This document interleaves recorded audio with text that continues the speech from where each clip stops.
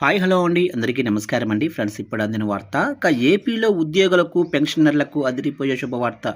7,000 కోట్లు విడుదల అంటూ అప్డేట్ అయితే రావడం జరిగిందండి. అయితే ఇందుకు సంబంధించిన పూర్తి వివరాలైతే మన వీడియోలో తెలుసుకుందామండి. వీడియో మాత్రం పూర్తి వరకు చూడండి ఫ్రెండ్స్, అప్పుడే మనకి పూర్తి సమాచారం అయితే తెలుస్తుంది. లేట్ చేయకుండా టాపిక్లోకి వెళ్ళిపోదాము. ఏపీలో ప్రభుత్వ ఉద్యోగులు, రిటైర్డ్ ఉద్యోగులకు ప్రభుత్వం నుంచి భారీ ఊరట లభించింది. ఉద్యోగులకు గత ప్రభుత్వం పెట్టిన బకాయిల చెల్లింపులపై కసరత్తు చేయాలని సీఎం చంద్రబాబు నాయుడు ఆదేశాలిచ్చారు. నిధుల లభ్యతను బట్టి ఉద్యోగులకు వీలైనంత త్వరగా చెల్లింపులు జరిపేలా ఆర్థిక మంత్రి పయ్యావుల కేశవ్ కసరత్తు చేపట్టారు. ఈ మేరకు ఉద్యోగులకు ఇవ్వవలసిన పెండింగ్ బిల్లుల్లో 7,059 కోట్లు విడుదల చేయాలని ఆర్థిక శాఖ నిర్ణయించింది. ప్రభుత్వం ఉద్యోగుల పెండింగ్ బిల్లులను ప్రణాళికబద్ధంగా చెల్లిస్తున్న విషయం తెలిసిందే.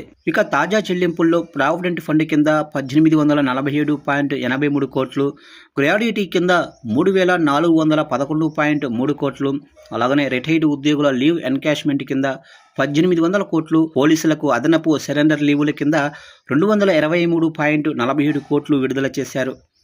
గ్రూప్ లైఫ్ ఇన్సూరెన్స్ నిమిత్తం 4,793 మంది ఉద్యోగులకు 76 కోట్ల చెల్లింపులు జరిగాయి.